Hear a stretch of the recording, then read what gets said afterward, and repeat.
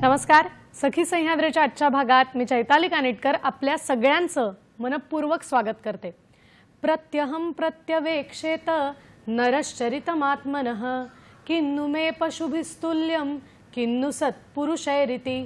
या संस्कृतच्या सुभाषिताप्रमाणे प्रत्येक माणसाने अगदी दररोज रात्री झोपायच्या आधी आपण नेमकं दिवसभरात काय केलंय या गोष्टीविषयी चिंतन करणं हे अत्यंत आवश्यक आहे. कारण आपण जे काही चिंतन करतो त्यानुसारच आपल्याला समजतं की आपलं वागणं हे जनावराप्रमाणे आहे का सत्पुरुषाप्रमाणे आहे. सत्पुरुषांच्या बाबतीत सांगायचं तर ते आपल्या मनाचा भावनांचा अतिशय सखोलपणे विचार करतात आणि ही भावनिक सक्षमता वाढवण्याच्या ते नेहमीच धडपडीत असतात, प्रयत्नात असतात. भावनिकदृष्ट्या एखादी व्यक्ती सक्षम असेल ना तर येणाऱ्या धावपळीच्या आयुष्यामध्ये ती सगळ्या कसोट्यांवर अतिशय योग्य उतरू शकते आणि पाऊल ठेवू शकते. तेव्हा ही भावनिक सक्षमताच कशी वाढवायची हेच आपण आजच्या विषयातून जाणून घेणार आहोत. पाहूया आजचा विषय काय आहे तो. आज आपण बोलणार आहोत भावनिक सकारात्मकता या विषयावर आणि आपल्याला मार्गदर्शन करण्यासाठी आज आपल्याबरोबर स्टुडिओमध्ये एक तज्ञ सखी आहे. आज आपल्याबरोबर आहेत डॉक्टर योगिनी मोहरे मॅडम. नमस्कार मॅडम. नमस्कार. कार्यक्रमात आपलं मनापासून स्वागत करते. भावनिक सकारात्मकता हा अतिशय महत्त्वाचा विषय आहे आणि प्रत्येकालाच भावना असतात. तेव्हा या दृष्टिकोनातून आपल्याला मॅडम आज मार्गदर्शन करणार आहेत. सर्वप्रथम मी त्यांची थोडक्यात ओळख करून देते. डॉक्टर योगिनी मोहरे कौटुंबिक चिकित्सक असून MBBS आहेत. गेल्या 15 वर्षांचा अनुभव त्यांच्या सोबत आहे. अनेकविध रुग्णालये तसेच वैद्यकीय संशोधन संस्था मुंबई, दिल्ली येथे सुद्धा त्यांनी काम केलेलं आहे. कौटुंबिक चिकित्सक म्हणून गेले 3 वर्ष त्या काम पाहत आहेत. तसेच international hill your life teacher सुद्धा त्या आहेत. एकूण 72 देशांमध्ये ऑनलाईन आणि ऑफलाईन पद्धतीने या विषयावरती प्रशिक्षण घेतली जातात, प्रमाणपत्र दिली जातात. तुमचं जगणं तुमच्या हाती ही खरं तर याची महत्त्वाची पार्श्वभूमी आहे. तेव्हा आज सुद्धा भावनिकदृष्ट्या सकारात्मक कसं व्हायचंय या विषयावर योगिनी मॅडम आपल्याला मार्गदर्शन करणार आहेत. आता वेळ न घालवता कार्यक्रमाला आपण लगेचच सुरुवात करूया. मॅडम, सर्वात पहिल्यांदा एक मनात प्रश्न असा आहे की आपण ज्या पद्धतीने प्रशिक्षण देत आहात you can heal your life, आपलं जगणं आपल्या हाती, तर नेमकी याची पार्श्वभूमी काय आहे आणि या गोष्टी अंतर्गत काय काय आपल्याला शिकता येतं, काय सांगाल याविषयी? मी एक फॅमिली डॉक्टर आहे. माझ्याकडे बरेचसे पेशंट्स असे असतात काही जुनी दुखणी घेऊन, खूप वर्षांची डोकेदुखी म्हणा किंवा ॲसिडिटी म्हणा.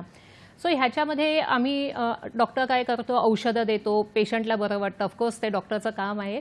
पण अल्टिमेटली माझ्या लक्षात आलं एक गोष्ट की कुठेतरी ह्याच्यामध्ये केवळ शारीरिक नाही तर एक मानसिकही काहीतरी एक कारण आहे ज्याचा आपण जनरली नॉर्मल लोक विचार नाही करत. कारण आपण एवढे सगळे बिझी असतो की आपल्याला औषध घेऊन पटापट बरं होण्यात इंटरेस्ट असतो.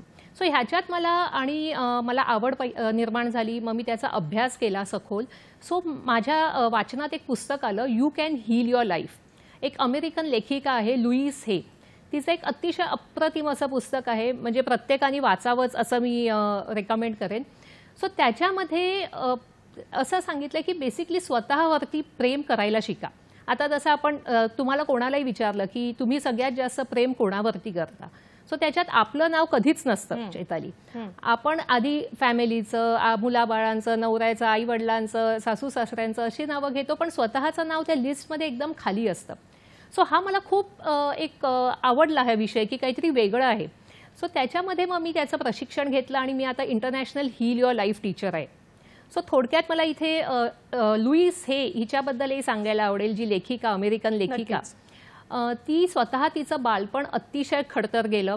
वयाच्या 40शीपर्यंत तिला काही ना काहीतरी म्हणजे बालपण तर खडतर गेलं. तिच्या आईनी पुनर्विवाह केला.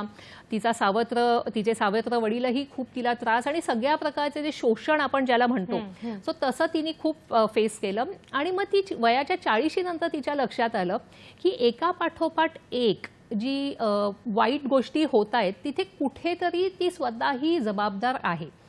आणि मग त्याच्यात तिला आवड निर्माण होऊन तिने त्याचा अभ्यास केला आणि तिने एक सुंदर पुस्तक लिहिलं, you can heal your life. आणि ह्या पुस्तकावरती अवलंबून असे वर्कशॉप्स घेतले जातात. 1980च्या दशकापासून हे वर्कशॉप्स घेतले जातात. जगभरातल्या 72 देशांमध्ये ह्याचे ऑनलाईन ऑफलाईन वर्कशॉप्स होतात. आणि म्हणजे थोडक्यात स्वतःच्या आयुष्याकडे बघायचा जसा तुम्ही दृष्टिकोन बदलता तसं तुमचं आयुष्य कसं हळूहळू सुंदर प्रकारे बदलत जातं हे ह्या पुस्तकातून आपल्याला कळतं. नक्कीच. म्हणजे थोडक्यात सांगायचं तर माझ्या मनात आता याच्यातूनच प्रश्न हा आला, तुम्ही म्हणलात तसं की आपल्याला कोणी साधा प्रश्न विचारला की आपण कोणावर प्रेम करतो, तर बरेच वेळेला आपल्या नातेवाईकांच्या बाबतीतच आपण उदाहरणं देतो. आणि त्याच्यात मनात प्रश्न हा आहे की खरंच या धावपळीच्या आयुष्यात आपण आपल्या स्वतःकडे लक्ष देतो का, याबाबत आपल्याला काय वाटतं आणि मग लक्ष देत असू तर कुठल्या गोष्टींबाबत अधिक लक्ष देण्याची गरज आहे, काय सांगाल याविषयी? थोडक्यात मी आता एक उदाहरण देते. जसं आपण विमानातून पण कधी प्रवास करतोय सो त्याच्यातही अनाउन्समेंट काय होते की तुम्ही ऑक्सिजन मास्क दुसऱ्याला लावायच्या आधी स्वतःला तो लावला पाहिजे. पण आपण तो स्वतःला लावायचा आपल्याला माहितीच नसावं. कारण आपलं हे म्हणजे केवळ आपण भारतीय संस्कृती म्हणून नाही मी म्हणणार, तर जगभरात हीच एक शिकवण दिली जाते की आधी दुसऱ्याचा विचार करा आणि मग जमलं तर स्वतःचा विचार करा. पण त्याच्यामध्ये काय होतं ना, आणि असं पण नाही की आपल्याला आपल्या फॅमिलीवरती, इव्हन आपल्या जॉबवरती, आपल्या कलिग्सवरती मनापासून आपलं प्रेम असतं, आपल्याला आवडत असते एखादी गोष्ट करायला. पण कुठेतरी मग ते सतत दुसऱ्यांसाठी करून ना मग कुठेतरी आपला मानसिक उद्रेक होतो. म्हणजे कुठे ते जसं एक एक्झाम्पल, तर समजा तुमच्या सोसायटीत कचरेवाला रोजच्या रोज नाही आला तर काय होईल? भयंकर होईल ना. म्हणजे आपल्याकडे रोजच्या रोज झाडूवाला कचरेवाला येऊन आपल्या घरातला कचरा गोळा करणं किती आवश्यक आहे. पण आपण आपल्याही मनामध्ये सगळेच जण ना काही ना काहीतरी, कचरा हा खूप थोडासा हे शब्द होतो, पण काही ना काहीतरी घेऊन फिरत असतो. सो त्याचं जर त्या जर काढल्या नाही, जी मनामध्ये खोलवर रुचलेली गोष्ट आहे ती जर काढली नाही तर त्याचा कुठे ना कुठेतरी प्रत्येकाला काही ना काहीतरी परिणाम होत असतो. आणि मग ह्याच्यातूनच बरेचसे आजारांची निर्मिती म्हणा, किंवा झोप न लागणं, किंवा आणि भांडणं, किंवा वेगवेगळ्या प्रकारचे मग त्रास उद्भवतात. सो ह्याच्यासाठी मग स्वतःवरती प्रेम करणं खूपच आवश्यक झालं. तर स्वतःवरती प्रेम करणं म्हणजे पण काय? कारण आपल्याला असं वाटतं स्वतःवरती प्रेम करणं म्हणजे सेल्फिशपणा आहे का, स्वार्थी वृत्ती आहे का? बरोबर. पण असं ॲक्च्युली नसतं. म्हणजे ॲरोगन्स किंवा स्वार्थी वृत्ती नाहीये. म्हणजे तुम्ही जिथे आहात, ज्या परिस्थितीत आहात त्याचा स्वीकार करणं हे खूप आवश्यक असतं. पण आपण ते करत नाही. आपण एक कायम असा गोलपोस्ट, आपण एक ध्येय ठेवतो. जे ध्येय ठेवण्यात वाईट नाहीये, कारण आपण ध्येयच नाही ठेवलं आयुष्यात आपली प्रगती कशी होणार? पण ते हातचं सोडून पळत्याच्या मागे लागताना आज आपण आहोत त्याचा आपण स्वीकार केलाय का? आपल्या बॉडीसाठी, आपल्या मनासाठी, आपल्या एक स्वतंत्र व्यक्तीसाठी, म्हणजे चैतालीनी तिच्यासाठी आणि योगिनीनी तिच्यासाठी एक रिस्पेक्ट आहे का आपल्या स्वतःसाठी? आपण एक स्वतःला ऍक्सेप्ट करतो का? हे खूप महत्त्वाचं असतं. बरोबर आहे. मला वाटतं आणि हेच याच्याचसाठी माणसाची खरं तर धडपड चाललेली असते आणि अजाणतेपणे आपण याच गोष्टीकडे कुठेतरी दुर्लक्ष करतो की नेमकं आपण आपल्यासाठी सुद्धा जगतो आहोत का. तर याच्याच निगडीत माझ्या मनात हा प्रश्न आहे की बरेच वेळेला ना आपण एखादी चांगली गोष्ट करतो आयुष्यात आणि त्यावेळेला आपल्याला असं वाटत असतं की लोकांकडून आपल्याला दरवेळेला त्याची दाद मिळावी, प्रतिक्रिया मिळावी. तर ह्याबाबत आपला दृष्टिकोन कसा असायला हवा आणि याविषयी आपण काय मार्गदर्शन कराल? कारण दरवेळेला आपल्याला चांगल्याच प्रतिक्रिया मिळतील असं नाही, किंवा ज्याच्याकडून आपल्याला जी दाद हवी असते ती मिळेलच असं नाही. आणि मग त्यावेळेला ना आपण कुठेतरी हिरमोसतो. आपल्याला असं वाटायला लागतं अरे मी नक्की केलंय तर चांगलं केलंय की नाही, याची दखल का घेतली जात नाहीये. आणि मग कुठेतरी आपलं थोडंसं भावनिकदृष्ट्या आपण थोडेसे हतबल होतो. मग या दृष्टीने आपण काय मार्गदर्शन कराल की त्या परिस्थितीत नेमकं कसं वागलं पाहिजे, काय सांगाल? नक्कीच. कसं असतं, आपल्याला एक लहानपणापासून सवय असते की आज मला चांगले मार्क मिळाले परीक्षेत की माझे आई बाबा पाठ थोपटणार. सो हे आपण अशाच ह्यानी मोठे झालेलो असतो की मी काही एखादी चांगली गोष्ट केली की दुसऱ्या कोणत्या तरी व्यक्तीने मला त्याचं कौतुक केलं पाहिजे. ते नाही केलं कौतुक की मग जसं चैताली तू करेक्टली सांगितलंस की मग त्याचं आपल्याला वाईट वाटायला लागतं. पण आपण ना इथे एक भयंकर महत्त्वाची गोष्ट विसरतो की समोरची व्यक्ती पण ना एक स्वतंत्र व्यक्ती असते. आपण त्या व्यक्तीला कायम आपल्या रिलेशनमध्ये बघत असतो. म्हणजे तो अगदी तुमचं छोटं मूल असू दे किंवा तुमचा नवरा, तुमची बायको, आई वडील कोणीही असू देत, त्यांना त्यांचंही एक स्वतंत्र लाईफ आहे. केवळ ती व्यक्ती तुमचं नातलग नाही आहे कंटिन्युअसली, तुमची आई वडील, तुमचा भाऊ बहीण, तुमचा असं काही नाही आहे. ती एक स्वतंत्र व्यक्ती आहे, तिला तिचे प्रॉब्लेम्स आहेत. हे आपण नाही समजत. आपल्याला कायम पाहिजे असं की हां ही माझी बायको आहे तर हिनी माझं कायमच एक बायकोच्याच रोलमध्ये असली पाहिजे. आणि त्यामुळे ज्या वेळेला माझी बायको किंवा माझा नवरा, माझे आई वडील, माझं कोणी माझं कौतुक करत नाही, तेव्हा मग वाटतं की काय म्हणजे मी एवढं करते पण त्याचं कोणी कौतुकच नाही करत. सो इथे ना स्वतःला तुम्ही अप्रिशिएट करायला शिका.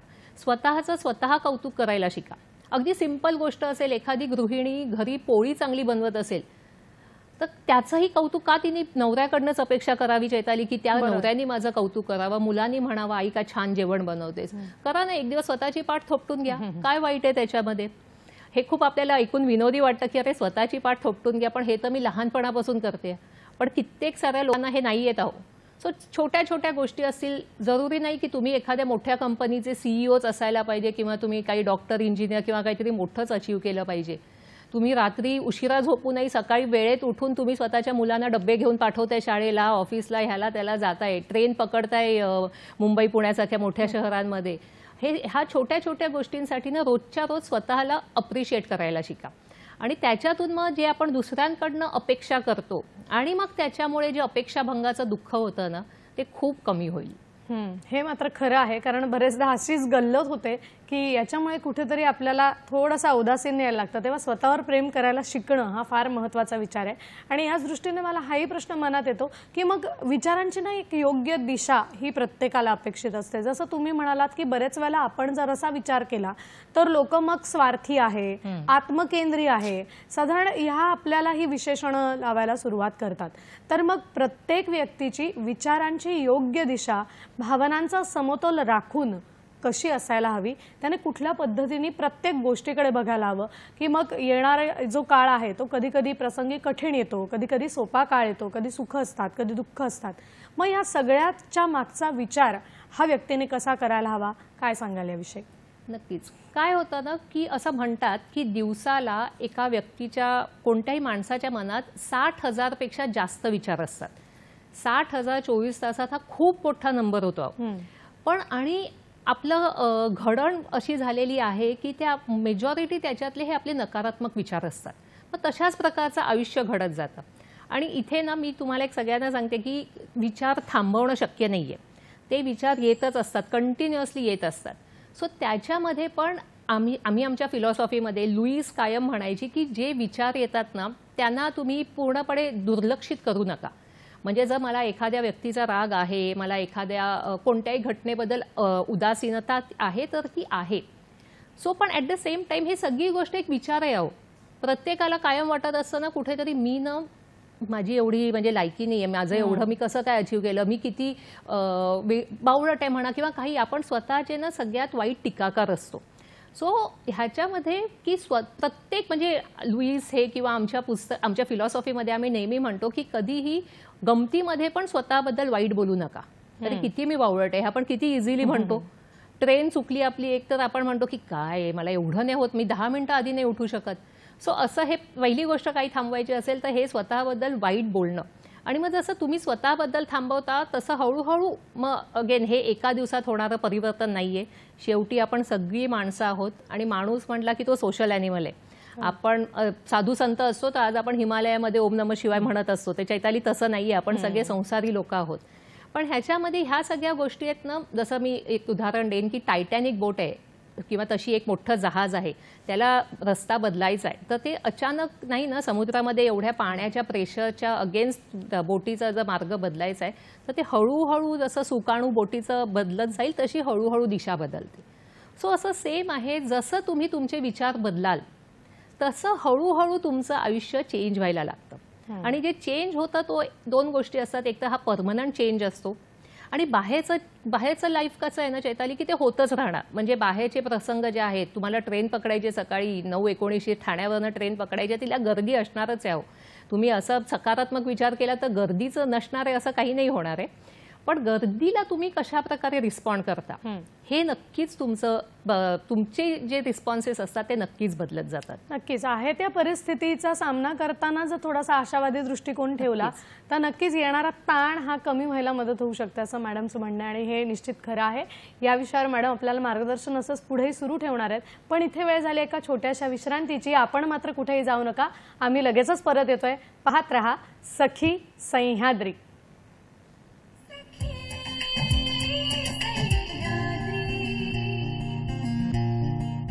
ब्रेकनंतर पुन्हा एकदा आपण आपल्या चर्चेला सुरुवात करणार आहोत. आजचा आपला विषय आहे भावनिक सकारात्मकता आणि याविषयी मार्गदर्शन करण्यासाठी आज आपल्या बरोबर आहेत डॉक्टर योगिनी मोहरे मॅडम. ब्रेक पूर्वी नेमकी भावनिक सकारात्मकता ही का गरजेची असते हे मॅडमच्या आपल्याला प्रश्नांच्या उत्तरातून खुलासा याचा झाला. आता मी पुढच्या प्रश्नाकडे मॅडम येणार आहे की ज्यावेळेला आपण म्हणतो की मला ना तुझ्याकडून ही अपेक्षा नव्हती किंवा तू मला फार दुखावलंयस, माझं मन दुखावलं गेलंय, तर त्यावेळेला ना आपण थोडेसे पुन्हा एकदा आपल्याला वाईट वाटायला लागतं आणि त्या नेमक्या परिस्थितीत आपल्याला अनेक जण सांगतात की सोडून दे. पण नेमकं काय सोडून द्यायचं ही गोष्ट काही आपल्याला कळत नाही. किंवा आपण जरी म्हटलं की मी ना हे सोडून दिलंय तरी सुद्धा अनेक विचार, अनेक दिवस, कधी कधी तर अनेक वर्ष तीच गोष्ट आपल्याला सतावत राहते. तर नेमकं या परिस्थितीत सोडून द्यायचंय म्हणजे नेमकं काय सोडून द्यायचंय आणि ते कशा प्रकारे, काय सांगाल याविषयी? खूपच छान प्रश्न आहे चैताली. कारण सोडून देणं, क्षमाशीलता हा खूप महत्त्वाची गुण आहे. पण ते कसं आहे ना की क्षमाशीलता म्हणजे तुम्ही खरोखर मनापासून एखाद्याला माफ केलंय की केवळ मेकअप केलाय, केवळ एक मुखवटा चढवलाय. कारण बरेचदा काय होतं, स्त्री म्हणा किंवा इव्हन पुरुषही घरात एक शांती नांदावी किंवा ऑफिसमध्ये माझं समजा माझ्या बॉसशी भांडण आहे, माझ्या कलिगशी भांडण आहे, तर मी जाऊ दे म्हणणं हे केवळ ना समाजाला दाखवण्यासाठी असतं, आपल्या फॅमिलीमधला दाखवण्यासाठी किंवा एक सगळीकडे एक नांदा सौख्यभर होण्यासाठी असतं. पण आपण ती लोकांना दाखवण्यासाठी फॉरगिव्ह करतो, क्षमा करतो, पण आतल्यात ना आपण तो निगेटिव्हपणा, एक जी नकारात्मक भावना जी असते त्याच्याशी रिलेटेड ती घेऊन फिरत असतो. आणि त्याचा जिथपर्यंत तुम्ही समूळ उच्चाटन करत नाही तिथपर्यंत मग ते ना तुम्हाला कुठे ना कुठेतरी काही ना काहीतरी प्रकारे त्रास देत राहतं. सो जसं समजा एखादीचं तिच्या सासूशी जर भांडण असेल, 10 वर्षापूर्वी झालेलं असेल, पण आजही तिची सासू समोर आली तिच्या की तिला वाटेल ही ना अशीच आहे, असंच आहे. सो हे सगळ्यांच्या बाबतीत होतं. कारण आपण ते केवळ दाखवण्यासाठी की घरामध्ये कटकट नको म्हणून मी ते हे केलेलं असतं. पण त्याच्यासाठी इथे सगळ्यात महत्त्वाची गोष्ट आहे ना की क्षमाशीलता. अगेन आपल्याला कधी कधी वाटतं की पण तुम्हाला माहिती आहे, मला किती लोक म्हणतात की मॅडम तुम्हाला माहिती नाही की पण त्यांनी माझ्यासोबत काय केलं. सो इथे एक भयंकर इम्पॉर्टंट गोष्ट अशी आहे की क्षमाशीलता ही केवळ तुमच्या स्वतःसाठी आहे. म्हणजे भूतकाळात एखादी खूप वाईट गोष्ट तुमच्यासोबत झालेली असू शकते, पण त्या गोष्टीशी रिलेटेड जी तुम्हाला आजही दुःख होतंय, क्षमाशीलता ह्याचा अर्थ आहे की ते दुःखाला तुम्ही सोडून देताय. त्या माणसाचा, त्या व्यक्तीचा ह्याच्यात तसा काही संबंध नाहीये. म्हणजे क्षमाशीलता ह्याचा अर्थ अजिबात असा नाही की तुम्ही त्या माणसाकडनं तसंच, म्हणजे एखादी कोणती घरातली म्हणा, ऑफिसमधली म्हणा, त्या व्यक्तीने तुम्हाला त्रास तसाच देत राहावा आणि तुम्ही तो सहन करत नाही. इथे खूप इम्पॉर्टंट असते एक स्वतःची बाउंड्री, एक स्वतःभोवती एक कुंपण सेफ जे आहे, ज्याच्यात मी ही अशी आहे, माझी ही एवढी बाउंड्री आहे, ह्याच्यामध्ये तू येऊ नकोस. पण ॲट द सेम टाईम मी ते दुःख मागच्या भूतकाळात झालेलं मी आज दुःख घेऊन फिरण्यात काहीच मतलब नाही आहे. सो क्षमाशीलता ही तुम्ही स्वतःला त्या दुःखापासून दूर करताय. जसं तुम्ही तिसरीमध्ये समजा तुम्ही काय कपडे घातले होते एखाद्या फंक्शनला, ह्यानी तुम्हाला काय म्हणजे तसं काहीच वाटणार नाही, ना दुःख ना खेद असं असते.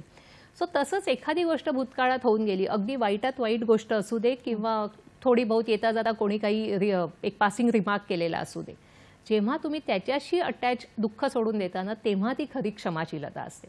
आणि मग अशी परिस्थिती असेल, जर फॅमिलीमध्ये किंवा एखादं नातं इम्पॉर्टंट असेल, तर ऑफकोर्स त्या माणसाशी ज्या प्रकारे तुमचे व्यवहार असतात ते नक्कीच चेंज होतात. आणि गंमत काय माहिती आहे का इथे चैताली, जसं तुम्ही स्वतः तुमचं चेंज होतं वागणं, तसं समोरच्याच्याही लक्षात येतं की ज्या प्रकारे ही आता काहीतरी व्यक्ती बदललेली आहे. आणि मग हळूहळू त्या व्यक्तीमध्ये पण नक्कीच सकारात्मक बदल होतात. किंवा असंही होऊ शकतं की तुम्ही त्या नात्यातून म्हणा, त्या ऑफिसमधून किंवा कुठल्याही प्रकारच्या रिलेशनमधून बाहेर पडू शकता आणि कुठल्या ना कुठल्या प्रकारे एक ते सेपरेशन होतं नक्की. नक्कीच मला वाटतं आणि हा थोडासा तुम्ही मगाशी म्हणला तसा की हा एकदम होणारा बदल नाही, नाहीये, बिलकुल नाही. आपल्याला सुद्धा हा बदल व्हायला थोडासा वेळ अवधी द्यावा लागणार आहे, तर तो आपल्याला दिला पाहिजे. कार्यक्रमात एक फोन येतोय आपल्याला, तो आपण घेऊया. दादासाहेब उबाळे जामखेडून प्रश्न विचारतायत. नमस्कार. नमस्कार. नमस्कार. माझा असा प्रश्न आहे की आजकाल अनेक महिला ज्या आहेत ते घराघरामध्ये भांडणं होत असतात की छोट्या छोट्या गोष्टी होत असतात. मग त्यांना असं कोणत्या प्रकारचं मार्गदर्शन केलं पाहिजे, समुपदेशन केलं पाहिजे की ज्यामुळे भांडणं त्यांना न करता घरामध्ये एकोपा राहील आणि घरामध्ये आनंदाचं वातावरण राहून घर हे जास्त चिरकाल पद्धतीने एकत्रित राहील, यासाठी काय समुपदेशन केलं पाहिजे याबद्दल सांगा. नक्कीच. त्यांनी फार मला वाटतं महत्त्वाचा प्रश्न विचारला, कारण बरेचदा असं होतं की घरामध्ये भांडण तंटे होतात आणि आपण मगाशीच तुम्ही म्हणालात त्याप्रमाणे की नांदा सौख्य बरे या नियमानुसार आपणही शांत राहतो, पण तो कुठेतरी विसरत नाही आपण. आणि मग महिलांना, सखींना याबाबत आपण काय मार्गदर्शन कराल की एकोपाही टिकवायचा आहे आणि आपणही भावनिकदृष्ट्या सक्षम राहायचंय, तर काय याच्यावर मार्गदर्शन करता येईल? नक्कीच. हा प्रश्न पण कसा आहे ना, इतक्या सहजतेने सुटणारा हा प्रश्न नक्कीच नसतो. कारण जसं मी मगाशी म्हटलं की आपण त्या व्यक्तीला, म्हणजे समजा एखाद्या घरात सासू सुनेमध्ये भांडणं होत आहेत, आपण असं मानून चालू आहे, सो तिथे सासू ही एक वेगळी व्यक्ती आहे. जरी ती त्या सुनेची सासू असेल तरी तीही वेगळी व्यक्ती आहे, सूनही वेगळी व्यक्ती आहे. सो त्यांच्या अपेक्षा जसं आहे ना की आपण एखाद्या गोष्टीची दाद म्हणा किंवा काही आपल्याला समोरच्याकडनं हवं असतं, सो ती जेव्हा आपण स्वतःलाच अप्रिशिएट करायला शिकतो, जेव्हा स्वतःलाच आपण ती दाद देऊ शकतो किंवा स्वतःचं जिथे कौतुक, सासूनी, कारण कसं आहे आपण शेवटी काय म्हणतात त्याला, सोशल माणसं आहोत, आपल्याला दुसऱ्यांनी कौतुक केलं की आपल्याला नक्कीच बरं वाटतं आणि दुसऱ्यांनी टीका केली की आपल्याला नक्कीच वाईट वाटतं. पण इथे कुठेतरी त्या प्रत्येक व्यक्तीचा ना वेगवेगळी व्यक्ती म्हणून विचार केला गेला पाहिजे, ना की प्रत्येक नात्यामध्ये की अरे ही माझी बायको आहे, अरे ही माझी सासू आहे, तर हे असंच नाही. सो हे थोडीशी एक मोठी लांब चालणारी अशी ही प्रोसिजर असते की ज्याच्यामध्ये सासूशी मे बी वेगळ्या प्रकारे आपण बोलू शकतो आणि सुनेशी आपण वेगळ्या प्रकारे बोलू शकतो. आणि मग त्याच्यामध्ये हळूहळू हा बदल कुठलाच एका दिवसात होणारा नाहीये, पण हळूहळू त्यांना जर त्या दोघींनाही घराचं महात्म्य, म्हणजे एकत्र कुटुंब पद्धतीचं जर महात्म्य असेल तर ही नक्कीच बदलाची सुरुवात होऊ शकते. नक्कीच. थोडक्यात तो आपल्याला पेशन्स ठेवणं खूप आवश्यक आहे. आपला अजून एक फोन येतोय. शिवानंद वसेदार निपाणीहून प्रश्न विचारतायत. नमस्कार शिवानंदजी. नमस्कार. हॅलो, प्रश्न विचारा आपला. नमस्कार. हॅलो. हॅलो. हा, प्रश्न विचारा. हा, नमस्कार मॅडम, शिवानंद वशे बोलतोय मी. बोला, प्रश्न विचारा आपला. हॅलो. हो, हॅलो, आपला प्रश्न विचारा. आवाज येतोय आमच्यापर्यंत. हा, येते. बरं, आता मला सांगा मॅडम, आता काही वेळा एखाद्या पती पत्नींच्या मध्ये काही कारणाचं भांडणं होतो आणि ते भांडणं असं होतं की त्यांचं म्हणजे ते बोलायचं नको किंवा पती पत्नी एकत्र यायचं नको, अशी त्यांच्या मानसिकता, भावना निर्माण होते.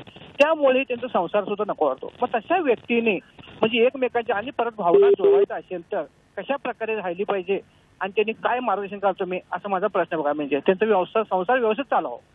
नक्कीच. मला वाटतं हा तर आताच्या घडीला फार मोठा विषय झालाय की पती पत्नीचं भांडण विकोपाला जाऊन अगदी घटस्फोटापर्यंत सुद्धा पाळी येते. ते म्हणाले जसं की एकमेकांचे चेहरेही बघू नये, मग बोलणं तर दूर राहिलं. मग या वेळेला भावनिकदृष्ट्या आपण स्वतःवरती नियंत्रण नेमकं कसं ठेवलं पाहिजे आणि पुन्हा एकदा जर नातं आपल्याला टिकवायची इच्छा असेल तर मग कशा दृष्टीने प्रयत्न केले पाहिजे, काय सांगाल? सगळ्यात महत्त्वाचं म्हणजे हा प्रश्न आहे की पती पत्नीला स्वतःबद्दल काय वाटतं.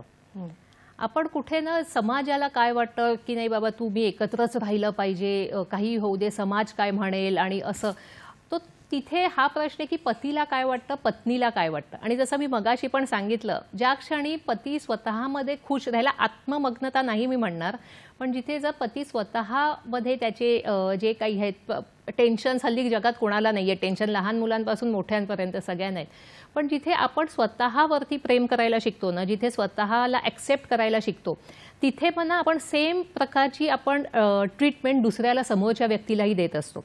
म्हणजे जसं आपण आता एखाद्या तलावामध्ये दगड टाकला तर त्याचं कसं तरंग उठतात, सो तसंच आहे. जेव्हा तुम्ही स्वतःवरती खुश राहता ना, तेव्हा तुम्ही फारशी अपेक्षा तुमच्या पार्टनरकडनं, तुमच्या नवऱ्याकडनं, तुमच्या बायकोकडनं करत नाही.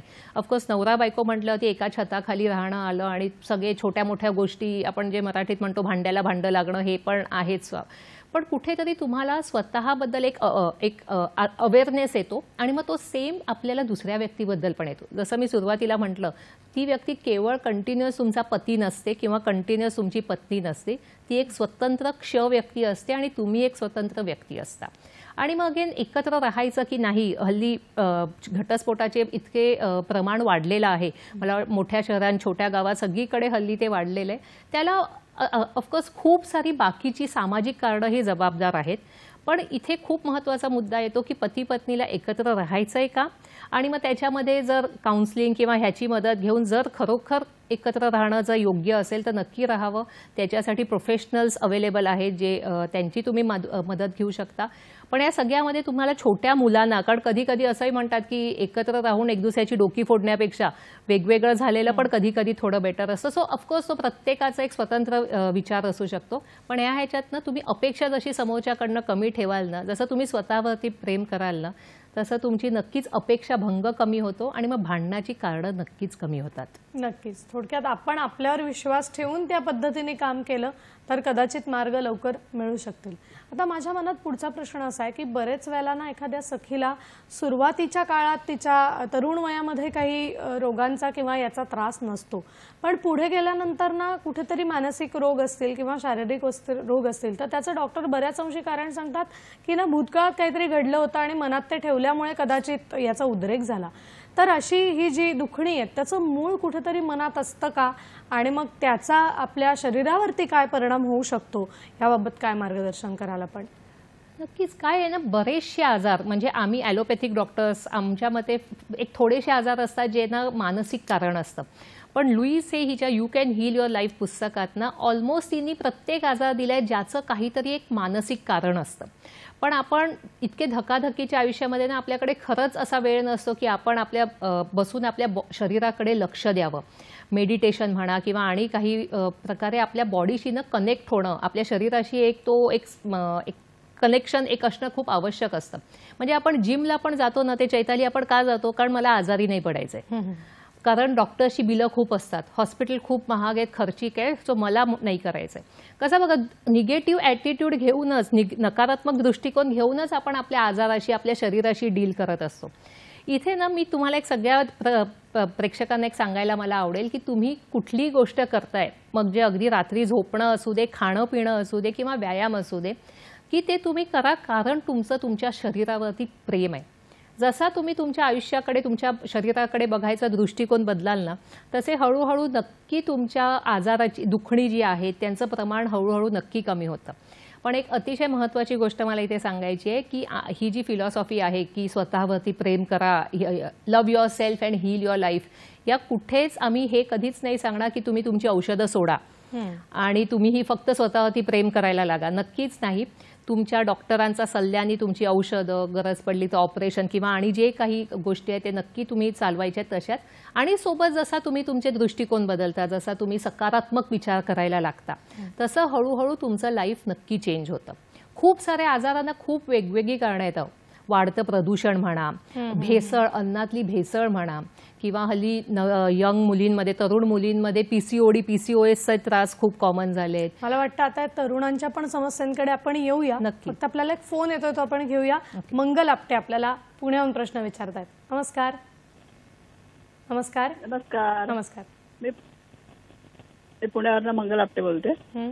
प्रश्न विचारा. मला असा प्रश्न विचारायचा की समजा एखाद्या बाईचं लगेच काही कारण नसून नवरा गेला किंवा एखाद्या बाईचा मुलगा गेला तर मग त्या भावनिक होतात. त्यांना नातेवाईक वगैरे थोडंसं सपोर्ट करतात, पण मग त्यांनी वाचन करणं किंवा काहीतरी देवाचं त्यांचे जे आवड आहे ते त्यांनी करणं ते कितपत योग्य आहे आणि त्यांनी काय करावं? नक्कीच. हे एक आपल्या म्हणजे सगळ्यांच्याच आयुष्यातली फार मोठी दुःखद घटना असू शकते की आपल्या जवळच्या व्यक्तीचं निधन होणं. आणि मग त्यावेळेला प्रचंड मोठा एक धक्का आपल्याला बसतो, भावना प्रचंड दुखावल्या जातात. तर मन नेमकं वळवण्यासाठी कशा पद्धतीने आपण काम केलं पाहिजे, काय सांगाल? सगळ्यात महत्त्वाचं काय आहे ना की आपण आपल्या दुःखाला म्हणजे त्याला आपण बरेचदा काय म्हणतो, जाऊ दे ग, होतं ग, असं नाहीये. त्या दुःखाला महत्त्व देणं अतिशय आवश्यक आहे ताई. की जे दुःख आहे एखाद्या बाईचा 30मध्ये 40मध्ये 50मध्ये जर नवरा गेला ना ते तिचं दुःख वेगळं असतं हो. सो आपण इथे तिच्या दुःखाला खूप इम्पॉर्टन्स देणं म्हणजे तिने त्या दुःखातून स्वतःहून बाहेर येणं. केवळ नवरा गेला 1-2 महिन्यात चला आता ठीक आहे चल तू वाचायला लागेल नाही. तर ह्याच्यामध्ये ना आपण तिच्या आतमध्ये जे साचलेलं दुःख आहे त्याला आपण एक काय म्हणतात पडद्यामध्ये करतोय, नजरअंदाज करतोय. सो ते नाही करायचं इथे कुठेच आम्ही कधीच नाही सांगत की तुम्ही तुमच्या आतल्या निगेटिव्ह भावनांना ओळखू नका, त्यांना इम्पॉर्टन्स देऊ नका. त्या आहेत, ज्या त्या बाईला दुःख आहे तर ते आहे आणि तिला तिचा वेळ देणं अतिशय आवश्यक आहे. जनरली म्हटलं जातं की 1 वर्षापर्यंत, मग ती कुठली म्हणजे अवेळी मृत्यू झालेला असू दे किंवा अगदी वयानुसार झालेला मृत्यू असू दे, तुम्ही त्यांच्या कुटुंबियांना 1 वर्षापर्यंतचं हे दिला पाहिजे की म्हणजे पहिली दिवाळी, पहिला दसरा, पहिलं गणपती, जेव्हा तुम्ही त्या व्यक्तीशिवाय तुम्हाला जेव्हा ती साजरा करायची सवय होते, कारण हेच असे महत्त्वाचे दिवस असतात, मे बी त्या व्यक्तीचा वाढदिवस, लग्नाचा वाढदिवस. सो असे महत्त्वाचे दिवस जेव्हा तुम्ही त्या व्यक्तीशिवाय साजरे करता ना, तेव्हा हळूहळू त्या कुटुंबियांना पण सवय होते की त्या गेलेल्या व्यक्तीशिवाय आपलं आयुष्य चालवायची. पण इमिजिएटली तुम्ही असं अपेक्षाच करू नका कोणत्याही व्यक्तीकडनं की नवरा गेलाय आज या बाईचा आणि ती 1-2-4 महिन्यामध्ये ठीक होऊन तिचं लाईफ चालू करेल. कधी कधी तशी काळाची गरज होते, मुलं लहान आहेत म्हणा, कधी ॲक्सिडेंटमध्ये जाणं किंवा आणि काही कॅन्सर हा एक भयंकर मोठा रोग होत चाललेला आहे. सो तशा वेळेला तिला काही ऑप्शन नसते, पण आतमध्ये ते कुठेतरी ना दुःख खदखदत नक्की असतं त्या बाईच्या. सो तिला स्वतःला आणि तिच्या कुटुंबियांनी वेळ देणं आवश्यक आहे. नक्कीच मला वाटतं काळ हे सगळ्यावरचं औषध आहे असं जे म्हणतात ते याच्याचसाठी की तो वेळ त्या व्यक्तीला मिळाला पाहिजे. आपल्याला अजून एक फोन येतो तो आपण घेऊया. विनया परब आपल्याला विरारहून प्रश्न विचारतायत. नमस्कार विनयाजी. नमस्कार.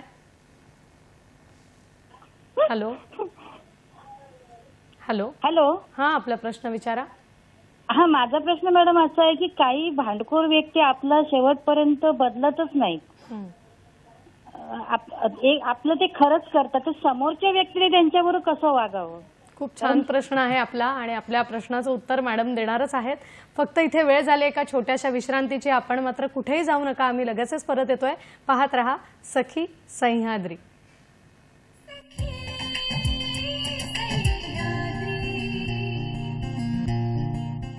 ब्रेकनंतर पुन्हा एकदा आपण आपल्या चर्चेला सुरुवात करणार आहोत. आजचा आपला विषय आहे भावनिक सकारात्मकता आणि याविषयी मार्गदर्शन करण्यासाठी आपल्याबरोबर आहेत डॉक्टर योगिनी मोहरे मॅडम. ब्रेकपूर्वी आपल्याला विनयाजींनी विरारून प्रश्न विचारला होता आणि प्रश्न खूप छान होता की बरेचदा असं होतं की 2 व्यक्तींमध्ये भांडण झाल्यानंतर समोरची व्यक्ती आपण कितीही शांत बोलायला गेलो तरी ऐकायला तयार नसते. तर अशा व्यक्तीशी आपलं वर्तन हे कसं असावं आणि आपण वागताना नेमकी काय काळजी घ्यावी, काय सांगाल? खूपच महत्त्वाचा प्रश्न आहे हा. कसं आहे ना की प्रत्येक व्यक्तीचं बालपण कसं गेलं हा ना एक खूप महत्त्वाचा मुद्दा असतो. आपण म्हणतो एखादी व्यक्ती भांडखोर आहे, एखादी व्यक्ती अतिशांत आहे, एखादा माणूस घुम्या आहे असं आपण जे म्हणतो.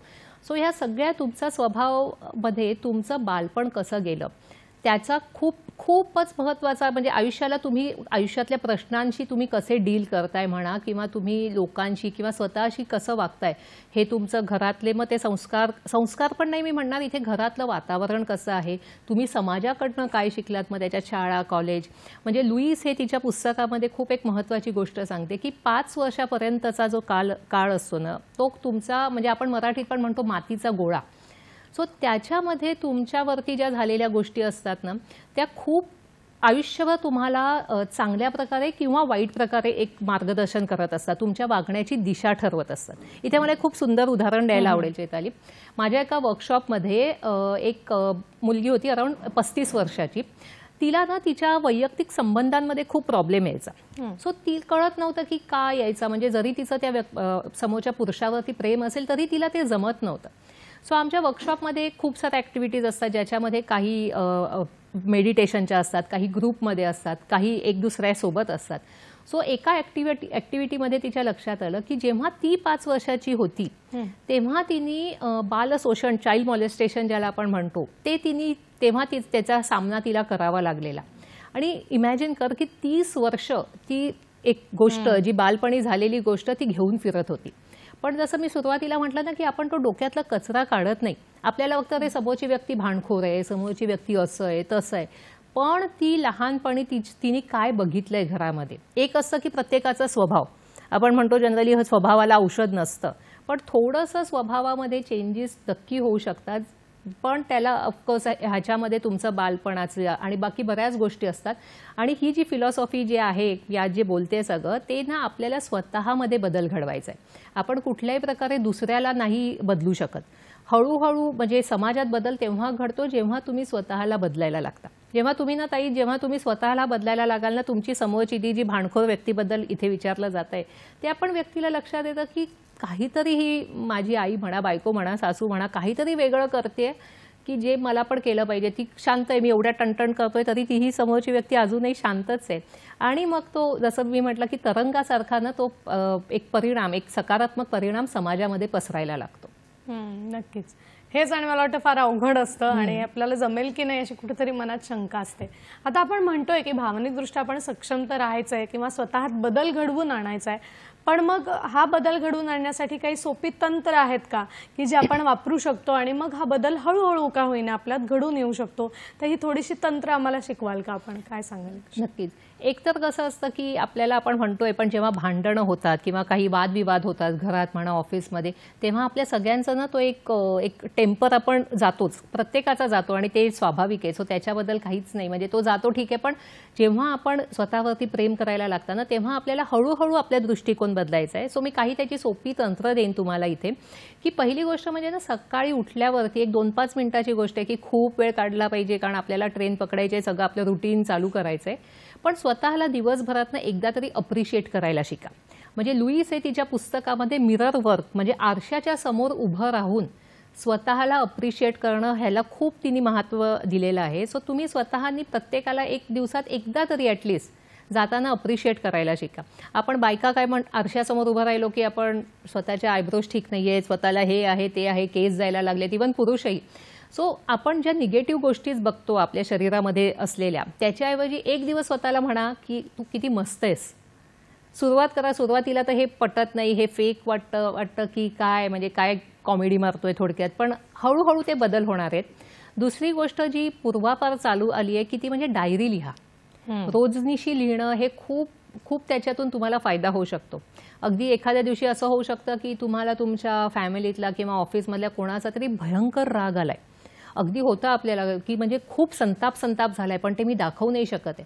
सो अशा वेळेला तर एका सिंपल कागदावरती तुम्ही ती गोष्ट लिहा आणि तो फाडून टाका. परत ते बसून आपल्याला वाचायचं नाहीये की किती मला राग आलेला, कसं माझं झालेलं भांडण, काही नाही. जे झालं ते झालं गेलं, गंगेला मिळालं आपण जे म्हणतो ना. पण तुम्ही नक्की लिहा. मनामधला तो जो भावनेचा निचरा नाही झाला तर त्या भावना, निगेटिव्ह भावना तुम्हाला आयुष्यात नक्की त्रास देणार आहेत. आणि मला याच्यातूनच हाही एक प्रश्न आला होता की बरेच वेळेला असं होतं ऑफिसमध्ये कुठेतरी आपलं भांडण झालेलं असतं आणि तिथे त्या भावना आपल्याला व्यक्तच करता येत नाही आणि मग घरच्यांवर येऊन कुठेतरी तो राग निघतो, ती डिस्प्लेसमेंट होते. तर मग याच्यासाठी काही सोपं तंत्र आम्हाला आपण सांगाल का? एक्झॅक्टली. त्याच्यासाठीच आपल्याला ना किंवा तुम्ही उषा घेऊन उषांना मारू शकता. म्हणजे अशा प्रकारे तुमची निगेटिव्ह म्हणजे आमच्या ह्याच्यात आम्ही म्हणतो की इमोशन आहे, इमोशन. भावना म्हणजे काय इंग्लिशमध्ये की इमोशन आहे की जी मोशनमध्ये आहे.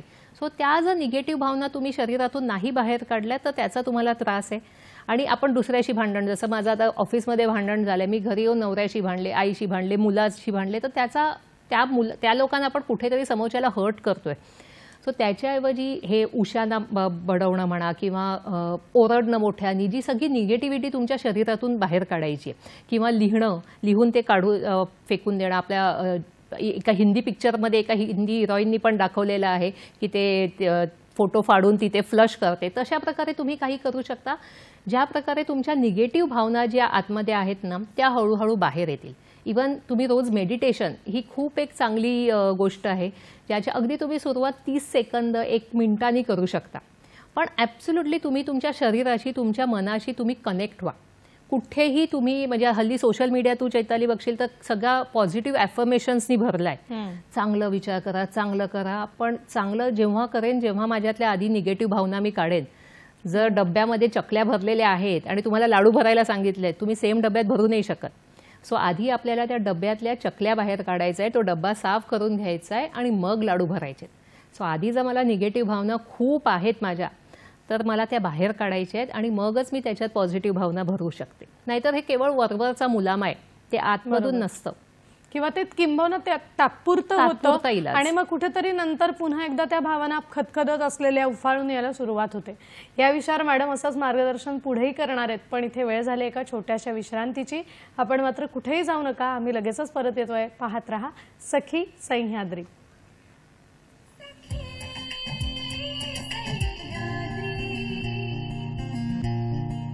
ब्रेक नंतर पुन्हा एकदा सगळ्यांचं स्वागत करते.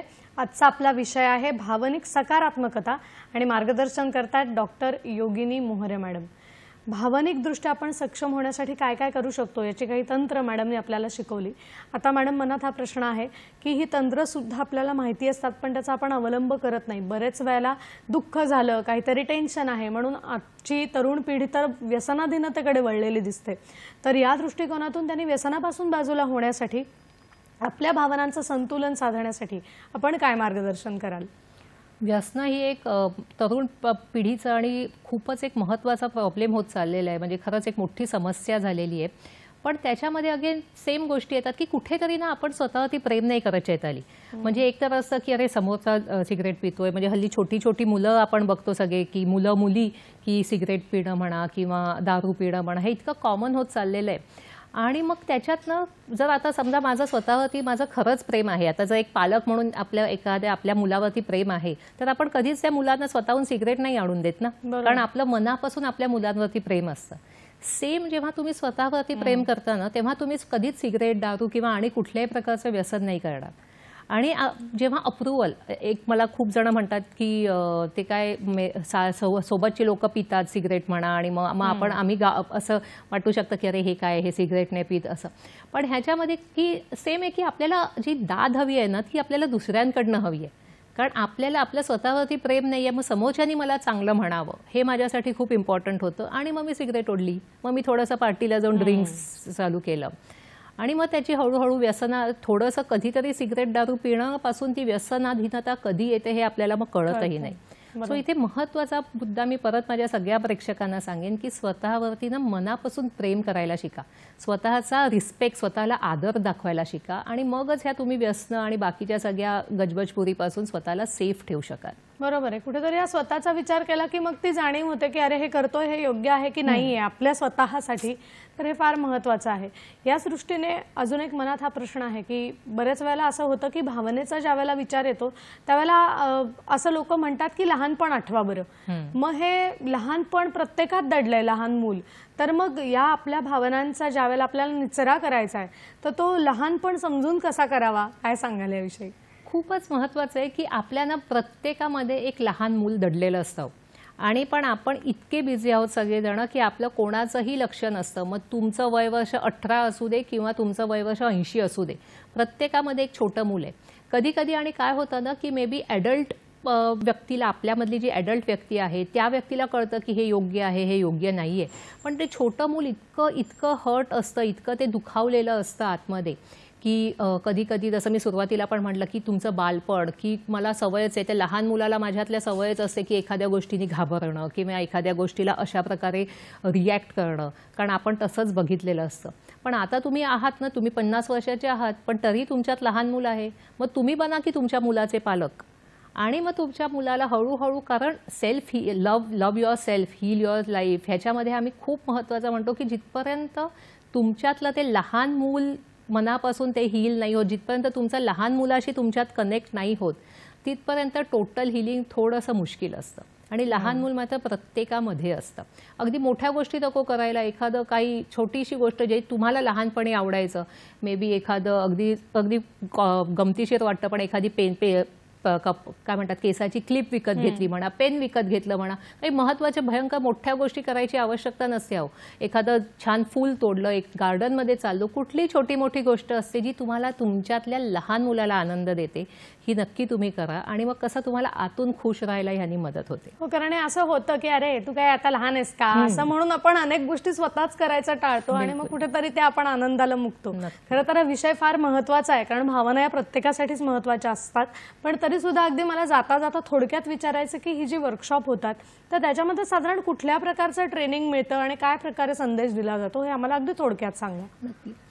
आमचे जे सगळ्यात म्हणजे मी त्याला म्हणते की मोस्ट मॅजिकल वर्कशॉप जे असतात ना, ज्याच्यात ॲब्सोल्युटली तुमचं आयुष्य हळूहळू बदलायची जी सुरुवात होऊ शकते ते आमचे 2 दिवसाचे असतात आणि त्याच्यामध्ये फुल म्हणजे सकाळी 9 वाजल्यापासून संध्याकाळी 5-6 वाजेपर्यंत असतात आणि त्याच्यामध्ये पहिल्यांदा ना आपण आपल्यात काय निगेटिव्हिटी भरली आहे, किती साऱ्या नकारात्मक भावना आहेत ह्या आपण आधी ओळखायला शिकतो आणि मग त्या हळूहळू कारण कधी कधी इतकी, जसं मी ते मगाशी उदाहरण दिलं त्या मुलीचं माहीतही नसतं आपल्याला की असं पण माझ्यात आहे आणि मग ते जेव्हा तुम्ही ओळखता त्याच्यातून, कारण माहितीच नाही आहे, जसं आम्ही डॉक्टरी भाषेत म्हणतो, जर डायग्नोसिसच झाला नाही तर आपण कुठल्या आजारावरती निदान करतोय. ताप येतोय ठीक आहे, पण तापाचं कारण काय? सो तसंच आहे, जिथपर्यंत मला कळत नाही की नकारात्मक भावना काय आहेत तिथपर्यंत मी काय काढू माझ्या सिस्टीममधून बाहेर आणि मग आपण हळूहळू स्वतःसाठी पॉझिटिव्ह ॲफर्मेशन्स ज्याला म्हणतो, म्हणजे एक स्वतःबद्दल चांगलं बोलणं, ती मग एक दुसरी स्टेप असते आणि अशा प्रकारे सुंदर प्रकारे तुमचं आयुष्य बदलण्याची ही सुरुवात असते. आणि ही एक वन स्टॉप जर्नी नाहीये, म्हणजे आज केलं, आज मला ताप आहे, मी औषध घेतलं, मी उद्यापासून नॉर्मल झालो असं नसतं. हे जे बदल असतात ना ते हळूहळू होतात, मात्र सुंदर असतात. नक्कीच. आणि या दृष्टीने अगदी सखीनं थोडक्यात सांगायचं असेल आजच्या निमित्तानं तर काय सांगाल? सगळ्यात महत्त्वाचं, आणि मी परत एकदा सांगते, स्वतःवरती प्रेम करायला शिका. तुम्ही जिथे आहात, जसे आहात, स्वतःला ॲक्सेप्ट करायला शिका. तुमची आपकी खुशी इतनी सस्ती कहाँ की जिसको आपने दूसरे के पॉकेट में डाल दी. तुमचा आनंद तुमच्या हातात आहे, कोणाच्याही दुसऱ्याच्या नाही. नक्कीच. मला वाटतं खूप छान आपण मार्गदर्शन केलं त्या ठिकाणी. आपण भावनिकदृष्ट्या सकारात्मक असू तर इतर अनेक गोष्टी करणं हे सहज शक्य आहे. इथे वेळात वेळ काढून आपण इथे आलात आणि इतकं छान मार्गदर्शन केलं त्याबद्दल संपूर्ण सखी सह्याद्रीच्या टीमच्या वतीने मी आपले मनापासून आभार मानते. धन्यवाद. मला इथे बोलवल्याबद्दल सखी सह्याद्रीचे मी खूप आभारी आहे. नक्कीच आपण भेटणार आहोत पुढच्या सखी सह्याद्रीच्या भागात एका नवीन विषयासह. आत्ता मात्र इथेच निरोप घेते. नमस्कार.